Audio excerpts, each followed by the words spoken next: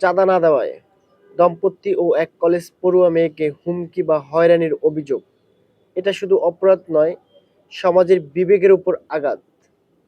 রাজনীতির নাম ভাঙিয়ে কেউ যদি ভয় দেখায়, হাতুড়ি পেটা করে বা দখল নেয়, তাহলে সেটা ক্ষমতার অপব্যবহার।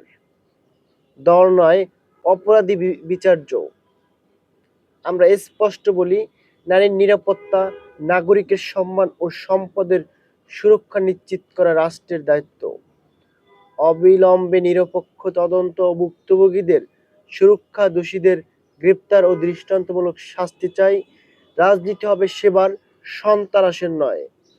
আইনের শাসন সবার জন্য সমান হোক, ভয়মুক্ত বাংলাদেশ হোক, এটাই আমাদের প্রত্যাশা।